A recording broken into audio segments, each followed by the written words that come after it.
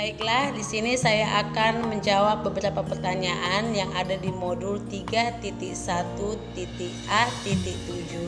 demonstrasi kontekstual pengambilan keputusan sebagai pemimpin pembelajaran.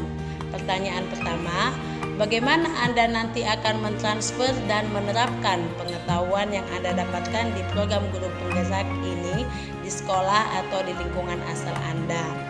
Saya akan mentransfer pengetahuan yang saya pelajari di modul 3.1 pengambilan keputusan sebagai pemimpin pembelajaran ini dengan cara menerapkan apa yang sudah saya dapat di program pendidikan guru penggerak, terkhusus di modul 3.1 pengambilan keputusan sebagai pemimpin pembelajaran, yaitu dengan mengidentifikasi suatu masalah atau kasus, apakah itu termasuk di dalam dilema etika atau bujukan moral. Kemudian memperhatikan 4 paradigma dalam dilema etika.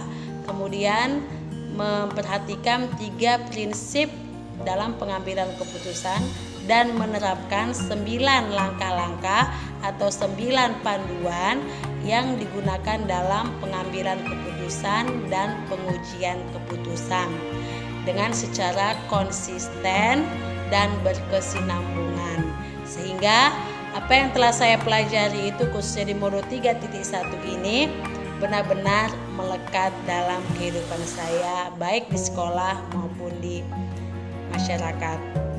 Kemudian selain itu saya akan membagikan materi penting ini kepada teman-teman saya, rekan-rekan guru, dengan cara mensosialisasikannya dan mengadakan pertemuan kepada rekan-rekan guru di SD Negeri 16 Pinggir. Apa langkah-langkah awal yang akan Anda lakukan untuk memulai mengambil keputusan berdasarkan pemimpin pembelajaran?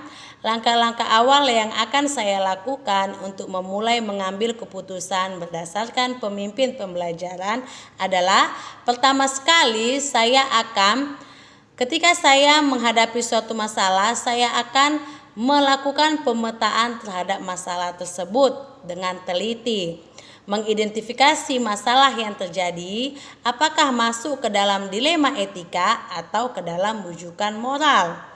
Kemudian mengidentifikasi masalah ke dalam 4 paradigma dilema etika. Kemudian memperhatikan dan mengelompokkan masalah yang terjadi ke dalam 3 prinsip resolusi atau 3 pengambilan keputusan. Selanjutnya saya akan melakukan atau menerapkan 9 langkah-langkah atau 9 panduan yang digunakan dalam mengambil keputusan dan menguji suatu keputusan.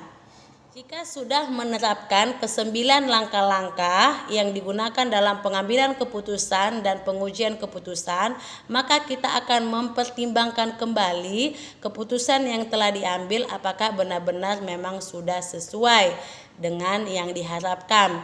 Kemudian apakah keputusan tersebut benar-benar memiliki keuntungan yang baik dan positif bagi diri kita sendiri maupun kepentingan orang banyak.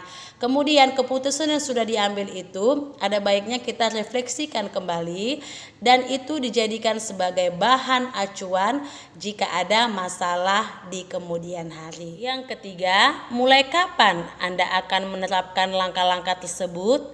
Hari ini, besok, minggu depan, hari apa?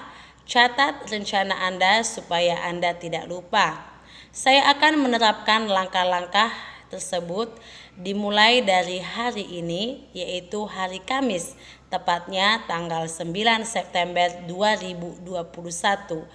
Dan langkah-langkah yang akan saya terapkan dimulai dari diri saya sendiri, kemudian saya akan melakukan bersama anak didik saya di kelas saya. Kemudian saya akan menerapkannya kepada rekan-rekan guru di SD Negeri 16 Pinggir. Kemudian saya akan membagikan atau mensosialisasikan materi modul 3.1 ini supaya kami semua dapat mengadakan atau mengambil keputusan dengan baik dan benar. Pertanyaan yang keempat, siapa yang akan menjadi pendamping Anda dalam menjalankan pengambilan keputusan sebagai pemimpin pembelajaran, seseorang yang akan menjadi teman diskusi Anda untuk menentukan apakah langkah-langkah yang Anda ambil lebih tepat dan efektif. Yang menjadi pendamping saya dalam menerapkan materi modul 3.1 ini adalah yang pertama, rekan-rekan guru di SD Negeri 16 Pinggir. Saya akan membagikan materi ini kepada rekan-rekan guru di sekolah saya. Kemudian mereka juga menjadi mitra saya di sekolah. Ketika saya melakukan pengambilan keputusan, mereka akan memberikan masukan yang positif sehingga keputusan yang saya ambil akan menjadi lebih tepat. Kemudian yang menjadi pendamping saya adalah kepala sekolah. Kepala sekolah menjadi pemimpin dalam sekolah, pemimpin dalam pembelajaran yang dapat memfasilitasi, yang dapat memotivasi dan mengevaluasi apa yang telah saya lakukan, khususnya di modul 3.1 ini. Kemudian yang menjadi pendamping saya adalah pengajar praktik saya di PP 75, yaitu Ibu Tolonia Sofia, di mana pengajar praktik akan terus memotivasi saya, kemudian memberikan masukan atau komentar atau penilaian yang positif terhadap apa yang telah saya kerjakan, khususnya di modul 3.1 ini.